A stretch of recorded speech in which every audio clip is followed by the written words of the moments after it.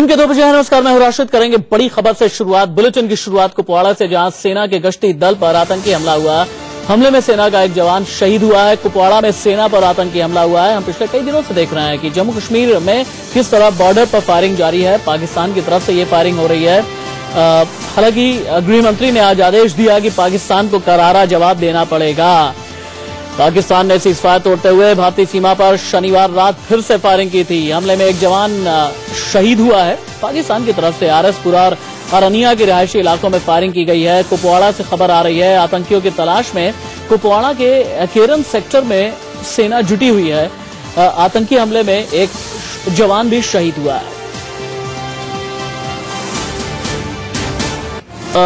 प्रधानमंत्री नरेंद्र मोदी ने सीमा पर पाकिस्तान की तरफ से हो रही फायरिंग के मसले पर गृह मंत्री राजनाथ सिंह के साथ बैठक भी की है। इस वक्त की बड़ी खबर यह है कि कुपवाड़ा के केरन सेक्टर में एक जवान शहीद हो गया है। गश्ती दल पर आतंकियों ने हमला किया है। आतंकी हमले में जवान शहीद हुआ है।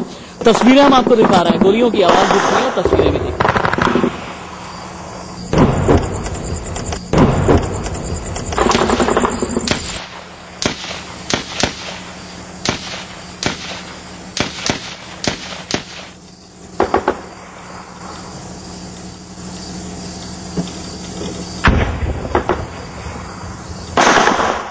इससे पहले बीती रात पाकिस्तान की तरफ से जबरदस्त गोलीबारी की गई। आरएसपुरा सेक्टर में रात भर ये गोलीबारी होती रही। पाकिस्तानी रेंजर्स ने सीमा से सटे गांव में रात भर मोर्टार से गोले दागे।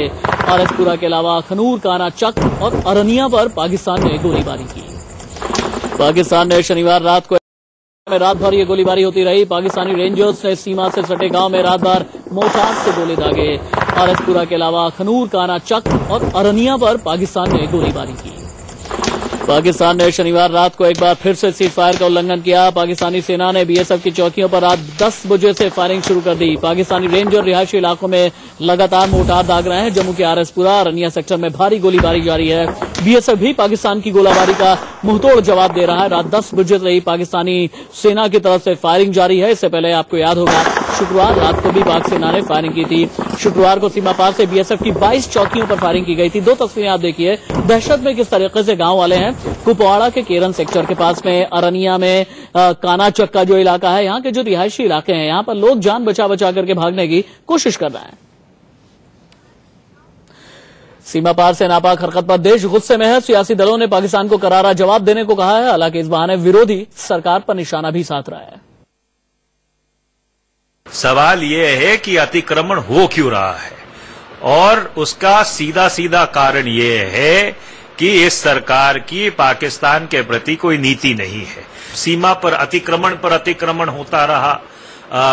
इसके बावजूद आपने ये फैसला कर लिया कि आप विदेश सचिव स्तर की बातचीत करेंगे, और उसके बाद जब भारत में उसके खिलाफ तीव्र प्रतिक्रिया हुई तो आपको अपना फैसला वापस लेना पड़ा। प्रधानमंत्री जी चुनाव से पहले हर मीटिंग में पाकिस्तान के खिलाफ जो बातें कहते थे उस पर अब चुप क्यों हो गए हैं? पता नहीं क्या कारण हो गया कि प्रधानमंत्री जी बोल नहीं रहे हैं। और जिस तरह पाकिस्तान एक तरीके से अघोषित युद्ध हिंदुस्तान के खिलाफ छिड़े हुए है, कल भी बॉर्डर पर तमाम गांव खाली नहीं कराने पड़े, लोगों की मौतें भी हुई। तो भारत सरकार का आखिर क्या योजना है? आखिर भारत सरकार क्यों नहीं बताना है? पाकिस्तान पर पूरा दबाव बनाना चाहिए कि एक तरफ तो बातचीत का सिलसिला और शुरुआत करने की बात कही जाती है पाकिस्तान के द्वारा, और दूसरी तरफ इस तरह से उल्लंघन लगातार जारी हो रहा है।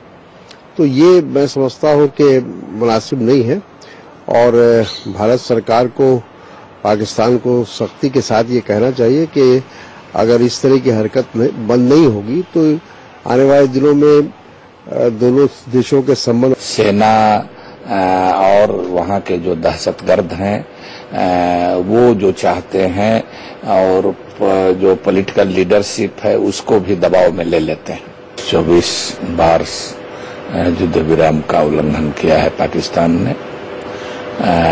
इधर से जेटली साहब ने भी कहा है कि जवाबी कार्रवाई, उचित कार्रवाई की जा रही है।